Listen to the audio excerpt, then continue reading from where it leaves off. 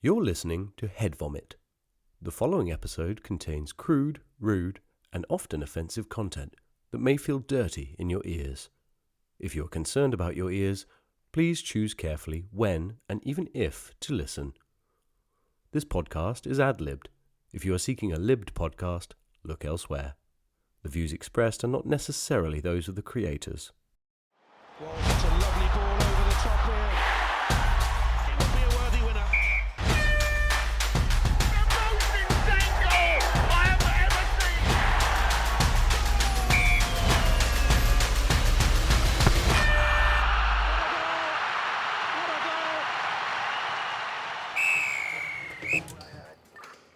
Hey guys, we're back from Everton FC. We've got a special guest on today. It's Jack the Stripper. Jack, welcome to the show. Yeah, right, lad. Yeah, right. We saw you running all over the pitches, every game. This was in like the 90s, wasn't it? Early 90s, yeah.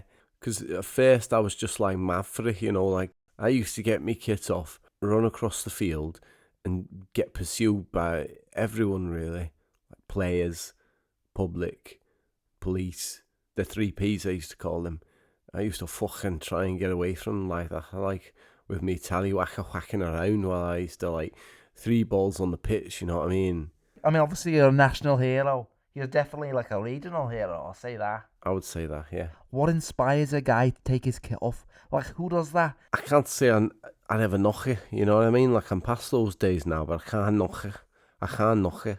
Lads from my generation, like, we watched all the fucking greats of the pitch, all the great streakers, like Jerry Bambino and Bobby Carlton, and all these kind of people. We watched the proper strippers, you know what I mean? Like, guys who weren't worried about their bodies or anything, just getting it out. And obviously it's a bit distasteful there, with the women's games starting up and stuff. It's a little bit rapey, you know what I mean? Like getting a fucking man with a big knob swinging about. All the women on the pitch were like, fuck off now, you get your knob out of my face. But now it's like full of misogyny. You did that for 20 years. 20 years. Right. You were stripping. Yeah, an illustrious career. I think you did Euro 96, didn't you? I did, yeah. What was it like when you ran up to Beckham with a little tollywhacker hanging out? Oh, fucking magical, mate. I can't explain the look on David Beckham's face as he saw me pecha, and he looked back up and made eye contact with me. I thought to myself, I was alright because it was David Beckham. What is the urge when you're there in the crowd? What makes you want to take your kit off and run onto the pitch? Like, do you get a sudden urge for it? Or is it something that you just worked at over years? Spur of the moment, I feel free.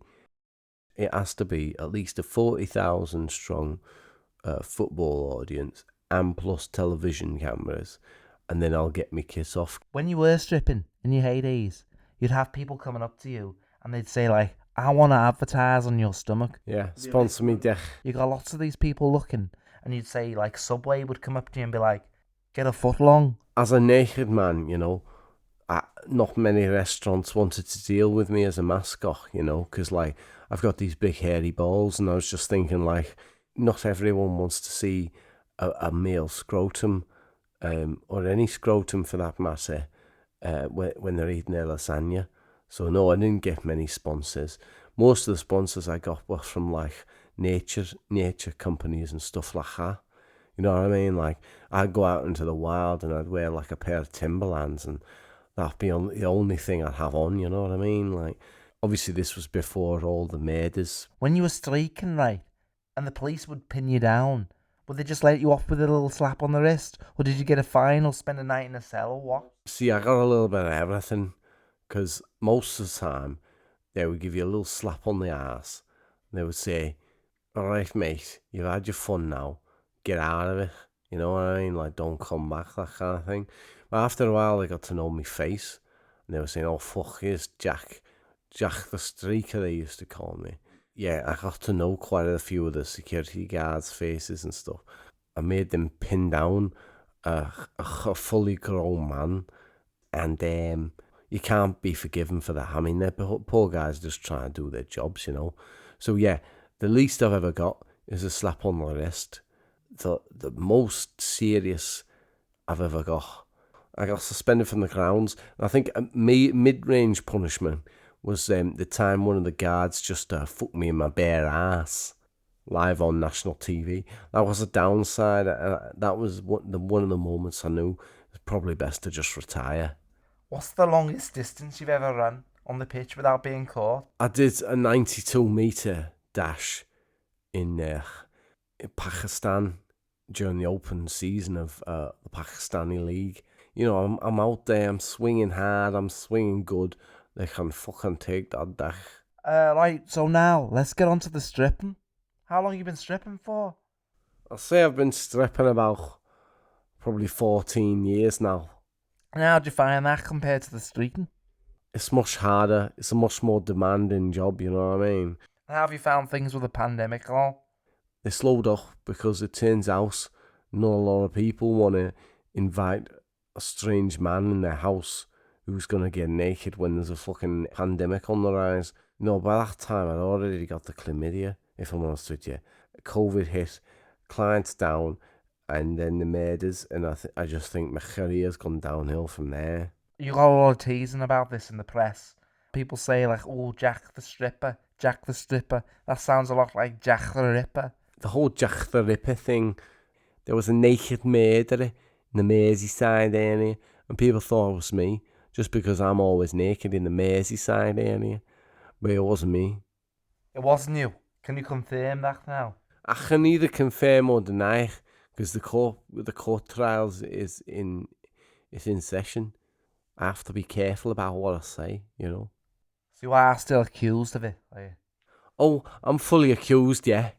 Yeah, I can't 100% accused. So all the best in your court case, like, it's been great to have you on the show, and I know you got the verdict coming up soon, so I hope it goes your way. Thank you for not judging me. The comparisons are completely unfounded, you know what I mean? Like, I never killed anyone. What would you say to someone who, like, believes in you 100% and wants to stick behind you in this court thing?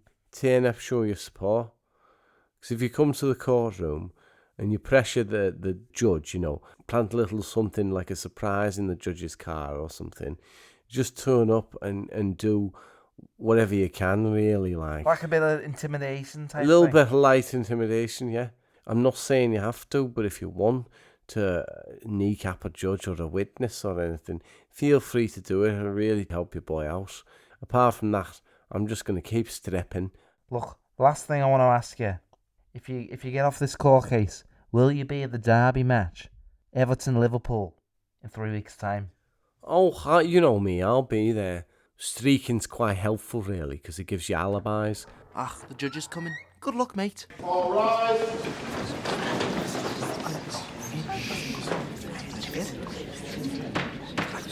Order in the court. Be quiet.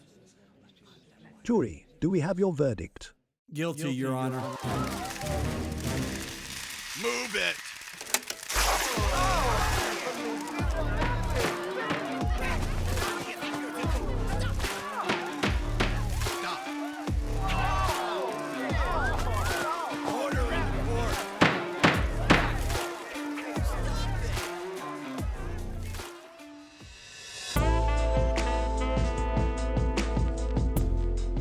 Head Vomit, putting the comedy back in comedy podcast?